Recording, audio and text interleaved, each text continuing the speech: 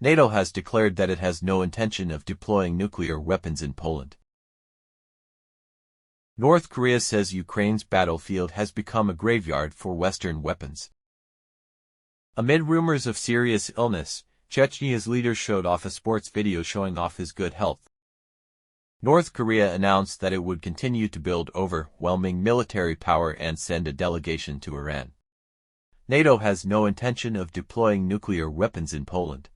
Secretary General Stoltenberg said NATO will not expand the number of NATO members deploying nuclear weapons after Poland expressed its readiness to receive it. We have no plans to expand the nuclear sharing program or deploy additional nuclear weapons to any other NATO country, NATO Secretary General Jens Stoltenberg said during a joint press conference with the British Prime Minister Rishi Sunak in Poland on April 23.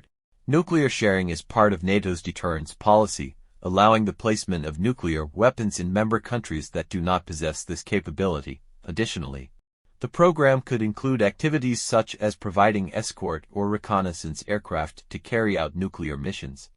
Within the framework of the program, NATO has deployed U.S. nuclear weapons to Belgium, Germany, Italy, the Netherlands, and Turkey since December 2009. Washington has full control and operation of nuclear weapons that this country deploys abroad.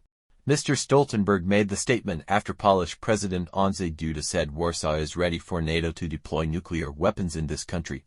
If our allies decide to deploy nuclear weapons on Polish territory, as part of a nuclear sharing plan to strengthen NATO's eastern flank, we are ready to let them carry out that decision, Mr. Duda said in an interview published on April 22, adding that this will be a step forward in strengthening deterrence capacity with Russia. This is not the first time Poland has proposed this idea. In June 2023, Mateusz Morawiecki, then Prime Minister of Poland, said the country was ready to join NATO's nuclear sharing program, in response to Russia's announcement of deploying tactical nuclear weapons to Belarus. President Duda also said in 2022 that he was negotiating with the U.S. about letting NATO deploy nuclear weapons in Poland to counter the threat from Russia. However, Mr. Duda's latest statement was met with a reaction from current Polish Prime Minister Donald Tusk. Mr. Tusk said it was necessary to discuss the above proposal with Mr. Duda immediately. This is a very big idea and I really want to know what reasons prompted the president to make such a statement, the Polish Prime Minister said. Any potential initiative must be carefully prepared by the people responsible. Everyone must be in complete agreement that they want it. North Korea.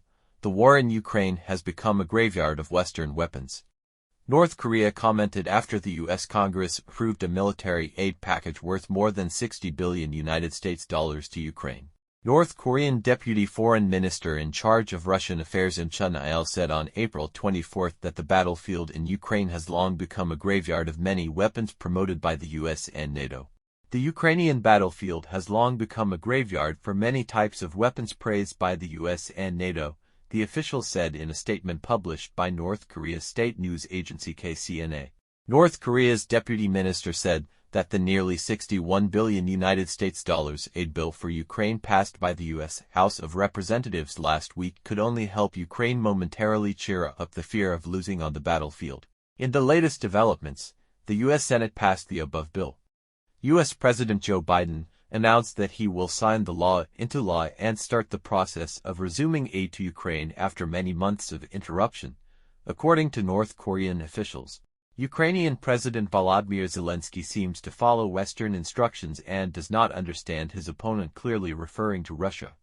This official said that any U.S. aid package for Ukraine cannot stop the advance of Russian forces on the front lines.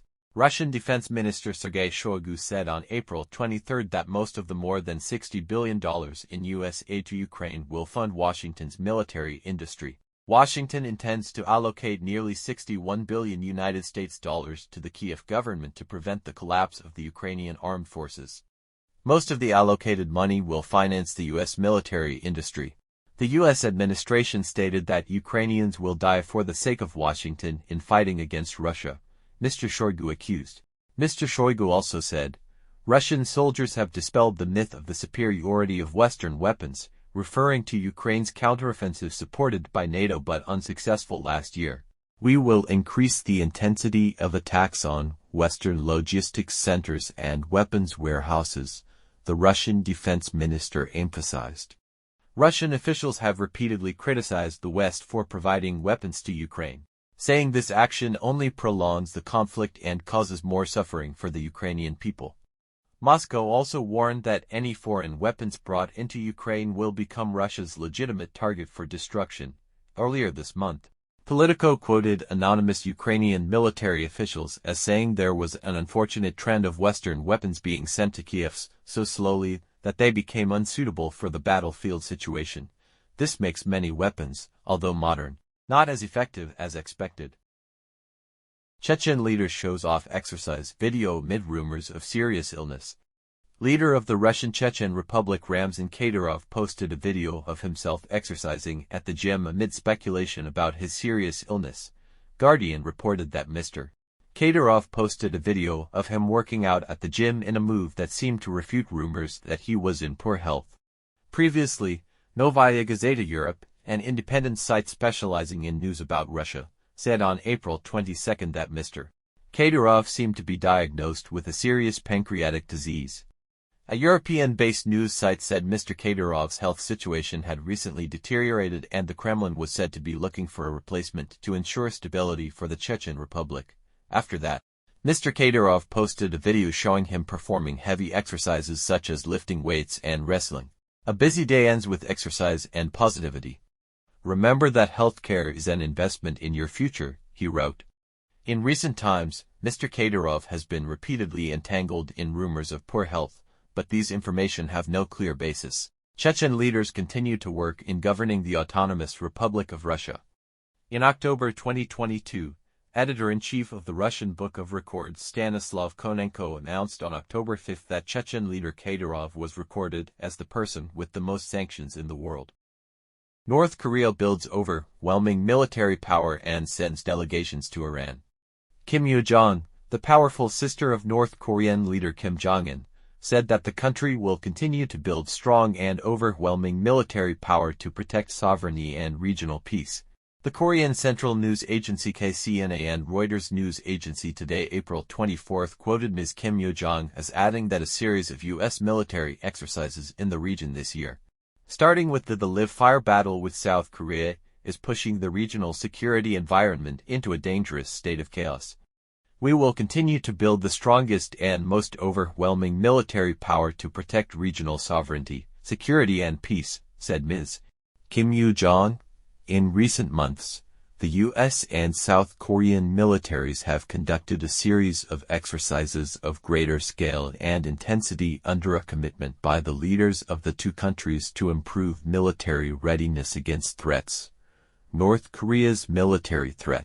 This month, about 100 military aircraft conducted a two-week aerial exercise, according to the South Korean military. North Korean media reported today that Pyongyang sent an economic delegation led by Minister in charge of Foreign Economic Relations Yoon Jong-ho to Iran.